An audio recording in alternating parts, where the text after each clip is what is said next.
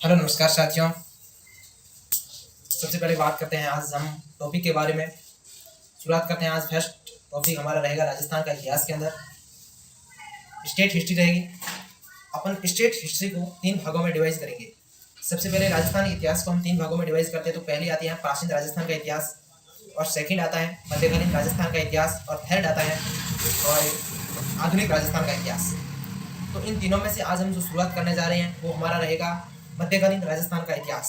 जब हम मध्यकालीन राजस्थान के इतिहास के तौर तरीके के माध्यम से बात करते हैं तो इसको बहुत गहरा और डीप लेवल का रहता है। तो मध्यकालीन राजस्थान के इतिहास करने के जब इतिहास की मध्यकालीन की बात करते हैं इनकी, तो इनमें सबसे पहले इनकी शुरुआत करने से पहले कुछ विद्वानों का नाम आते हैं जो राजस्थान के मध्यकालीन राजस्थान के इतिहास में उसकी महत्वपूर्ण भूमिका अदा रहती है रही। तो उसको सबसे पहले बात करते हैं। जो विद्वान जो थे वो एक पहला था कर्नल जेम्स टॉड, और सेकंड नंबर था वो था जॉर्ज थॉमस। सबसे पहले बात करते हैं कर्नल जेम्स टॉड के बारे में।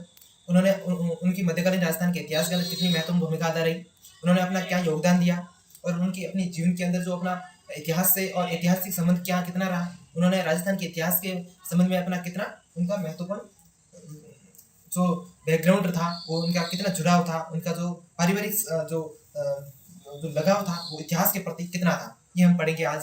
सबसे पहले बात करते हैं कर्नल जेम्स टॉड के बारे में। कर्नल जेम्स टॉड के बारे में बात करने से पहले हम कहते हैं कि राजस्थान में अंग्रेजों का पॉलिटिकल एजेंट जो था वो हमारे कर्नल जेम्स टॉड सर ही थे।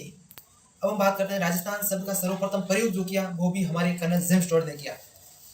राजस्थान शब्द का और राजस्थान इतिहास जो है हमारे जो हम पढ़ने जा रहे हैं राजस्थान इतिहास, और राजस्थान इतिहास का जनक जो है वो कर्नल जेम्स टॉड है। अब आप भी बता सकते हो कि कर्नल जेम्स टॉड इस राजस्थान इतिहास के अंदर कितने महत्वपूर्ण भूमिका निभा रहे हैं कि वो अपने पॉलिटिकल एजेंट भी थे अंग्रेजों के। वो हमारे राजस्थान शब्द का सर्वप्रथम प्रयोग भी उसने किया,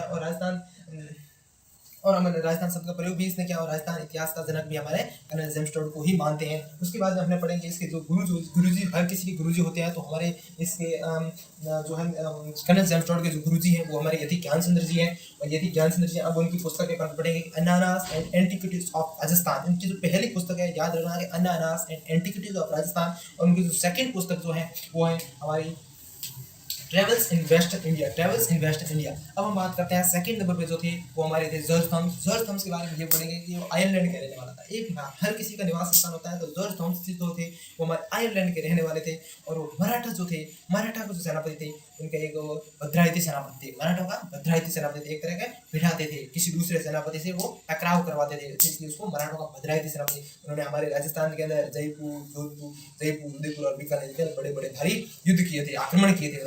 उन्होंने पर आक्रमण किए थे उन्होंने जॉर्ज थॉमस ने। उन्होंने एक इंपॉर्टेंट काम किया कि उन्होंने राजस्थान को राजपुताना शब्द के नाम से जाना जाता है। वो कहा करते थे राजस्थान के लिए राजपुताना शब्द का जो सर्वप्रथम प्रयोग किया था वो जॉर्ज थॉमस ने किया था। उनकी जो पुस्तक है विलियम फ्रैंकलिन विक के अनुसार military members of George Thomas है, वो जॉर्ज थॉमस है वो हमारे विलियम फ्रैंकलिन के अनुसार जो बुक है वो उनकी बुक रहेगी।